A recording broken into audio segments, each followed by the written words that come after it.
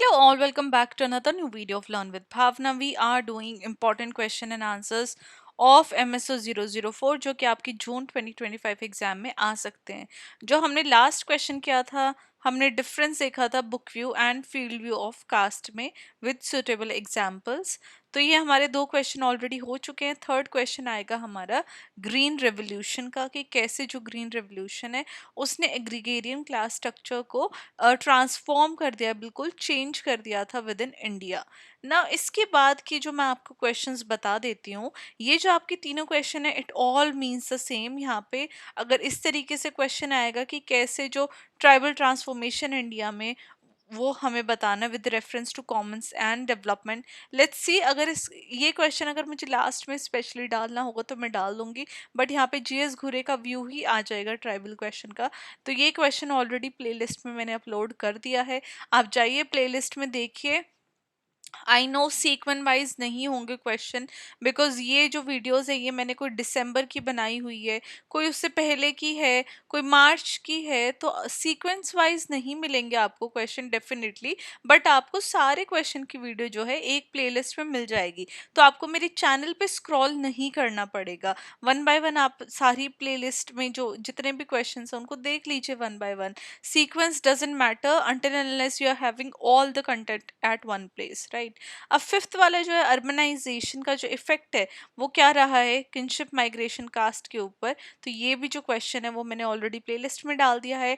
Types, factors and trends of migration, ये भी playlist में मिल जाएगा आपको। और जो डिफ्रेंसिएशन है old and new social movements in India का, ये भी आपको प्लेलिस्ट में मिल जाएगा क्वेश्चन, राइट? तो मैं ये आपको इसलिए बता रही हूँ ताकि आपको पता चलता रहे कि इतनी सारी जो वीडियोस हैं वो ऑलरेडी मैंने प्लेलिस्ट में अपलोड कर दी हैं। आपके पास इनफ कंटेंट है प्रिपेयर करने के लिए, एंड जब तक आप ये वाली जो क्वेश्चंस हैं इनको प्रिपेयर करोगे, जो बाकी की रिमेनिंग वीडियोस हैं वो भी आपको मिल जाएंगे with in the playlist, right? तो आपके 7 क्वेश्चंस जो हैं उससे भी ज़्यादा, बल्कि आगे वाली जितने भी, I guess this one present moment का कैसे चेंज होते हुए हमने देखा है विद इन इंडिया, ये भी आपको वहाँ पे मिल जाएगी। तो काफ़ी सारे क्वेश्चंस हैं जो आपको मिल जाएंगे प्लेलिस्ट में, चाहिए आप चेक करिए one by one. Now let's talk about third question green revolution के ऊपर, एंड कैसे ग्रीन रेवोल्यूशन ने जो एग्रीगेरियन क्लास स्ट्रक्चर था इंडिया का उसको चेंज किया, ट्रांसफॉर्म किया। ना when we talk about green revolution, वो इंडिया में आया था मिड 1960s के अंदर। एक मेजर टर्निंग पॉइंट था वो कंट्री की एग्रीगेरियन इकोनॉमी के लिए, एग्रीकल्चर इकोनॉमी के लिए। यहाँ पे फूड प्रोडक्शन, ग्रीन रेवोल्यूशन में क्या था कि फूड प्रोडक्शन हमें बढ़ाना है, इंक्रीज करना है, ताकि कोई भी फेमाइन, हंगर टाइप की जो इश्यूज है वो ना आए। मतलब कि जो इंडिया के अंदर जितनी भी जो प्रोडक्शन हो रही थी, जो क्रॉप्स ग्रो हो रहे थे, वो खत्म ना हो जाए, वो मर ना जाए, और जो भुखमरी जैसा जो शिकार इतने सारे देश हो रहे थे पहले के टाइम पे, उस टाइम का इशू जो है वो इंडिया में ना आ सके। तो यहाँ पे हमें हाई यील्डिंग वेराइटी सीड्स देखने को मिले, केमिकल फर्टिलाइजर्स का इंट्रोडक्शन हुआ, इरिगेशन जो प्रैक्टिसेस थी वो चेंज हो गई, मशीन्स काफ़ी ज़्यादा आ गई, राइट? तो डिफरेंट डिफरेंट जो चीज़ें थी, जो एडवांसमेंट थी, वो हमें with in the agriculture sector भी देखने को मिली। ये सक्सीड हुआ डेफिनेटली, ग्रीन रेवोल्यूशन में हमें एक सक्सेस देखने को मिली, जहाँ पे जो हमारा एग्रीकल्चर आउटपुट था वो काफ़ी ज़्यादा बेटर हुआ। लेकिन उसके काफ़ी सारे सोशोलॉजिकल कॉन्सिक्वेंसेस भी थे, स्पेशली एग्रीगेरियन क्लास स्ट्रक्चर को उसने जिस तरीके से ट्रांसफॉर्म किया, चेंज किया। तो यहाँ पे जो फर्स्ट जो चेंज था वो ये था कि रिच पीजेंट क्लास आती हुई हमें दिखी। एक most significant change green revolution के बारे में ये था कि एक powerful land owning middle peasantry, specially Punjab, Haryana और वेस्ट यूपी जैसे स्टेट्स के अंदर हमें देखने को मिली।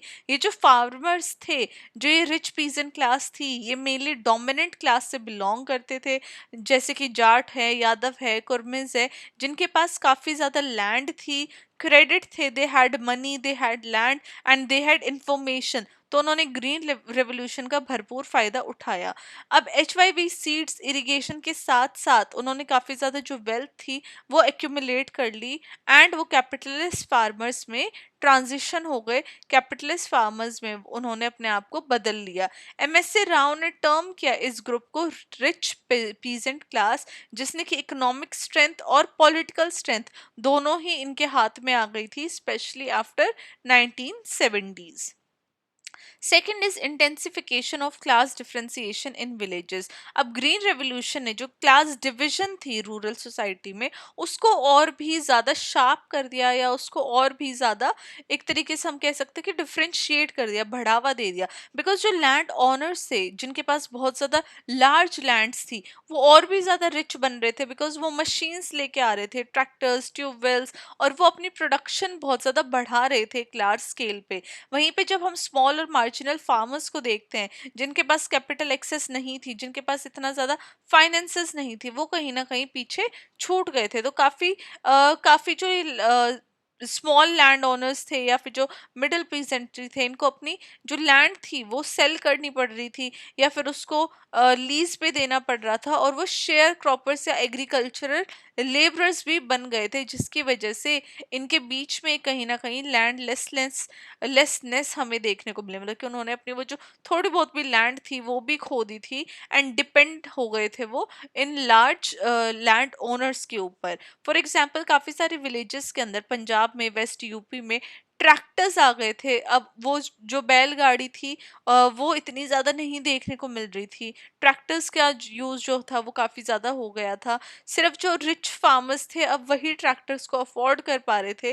तो ये भी जो एक डिफ्रेंसिएशन था कि कौन किस मशीनरी को इस्तेमाल कर रहा है, तो वहाँ से भी एक ये जो डिफ्रेंसिएशन आ जाना वेल्थ के अंदर। और जो स्मॉल होल्डर्स थे उनके पास चाहे तो रेंटेड इक्विपमेंट्स थे, या फिर वो अर्बन एरियाज के अंदर माइग्रेट कर गए थे for the jobs with in different sectors, right. Specially जो फैक्ट्रीज की जो जॉब्स थी वहाँ पे उन्होंने एज लेबरर्स वहाँ पे वर्क करने लग गए थे।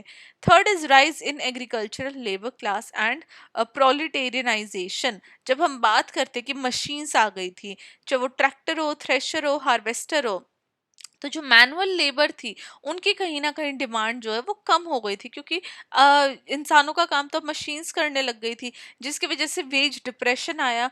जो मैनुअल लेबर चाहिए भी थे वो भी बहुत कम रेट पे आने को रेडी थे, बिकॉज उनके पास जॉब्स नहीं थी, अंडर एम्प्लॉयमेंट आ गई थी लैंडलेस लेबरर्स के बीच में। सो दैट्स वाई चाहे तो उनको बहुत कम वेजेस पे काम करना पड़ रहा था, या फिर वो अर्बन एरियाज में शिफ्ट हो गए थे। तो काफ़ी सारे जो लेबर्स थे ये SC ST ट्राइबल कम्युनिटीज से बिलोंग कर रहे थे, ऑलरेडी ये मार्जिन पे थे, और उनको इनफॉर्मल सीजनल या फिर माइग्रेंट लेबर के तौर पे काम करना पड़ रहा था।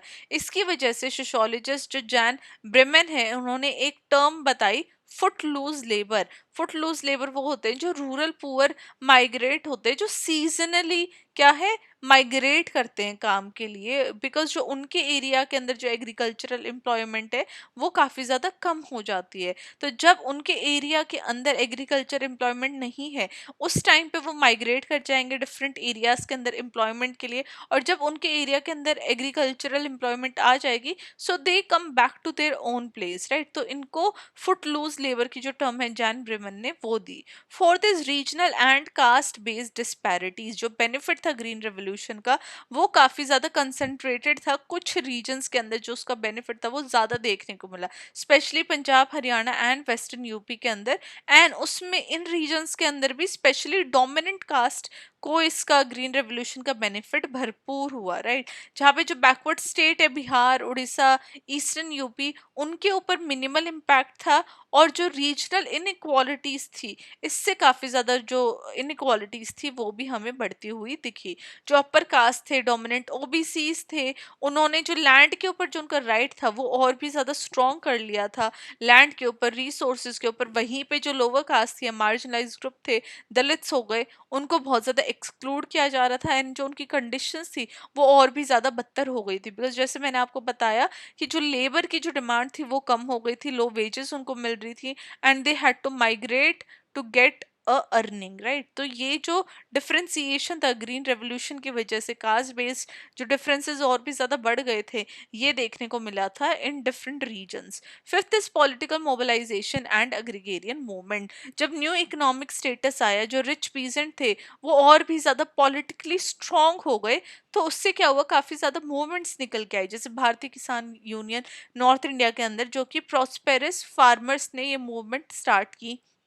अभी जो क्लासेस थी वो इन्फ्लुएंस करने लग गई पॉलिसी मेकिंग के अंदर, प्राइस क्या रखेंगे हम, क्या सब्सिडीज रखेंगे, क्या लैंड रिफॉर्म्स आएंगे, तो जिससे कि ये प्रोग्रेसिव जो रीडिस्ट्रीब्यूशन था वो कभी भी नहीं हो पाया, राइट। तो इससे बेसिकली हम कह सकते हैं कि ग्रीन रेवोल्यूशन की वजह से जो लार्ज लैंड ओनर्स थे उनको तो काफ़ी ज़्यादा बेनिफिट हुआ, राइट, बट जो लोअर स्ट्रेटा पे थे जिनके पास लैंड नहीं थी या फिर जो लेबरर्स थे उनकी कंडीशन और भी ज़्यादा वर्स हो गई, एंड इनके पास पॉलिटिकल असर्टिवनेस आना या फिर पॉलिटिकल पावर आनी लार्ज लैंड ओनर्स के पास, इनो इस पॉलिटिकल पावर ने, इस पॉलिटिकल असर्टिवनेस ने उनकी कंडीशन और भी ज़्यादा स्ट्रॉन्ग कर दिया, उनकी कंडीशन और भी ज़्यादा हम कह सकते हैं बेसिकली जो डिफरेंसेस ऑलरेडी जो आ गए थे उन डिफरेंसेस को और भी ज़्यादा बढ़ा दिया, राइट। तो पॉलिटिकल मोबिलाइजेशन देखने को भी मिला।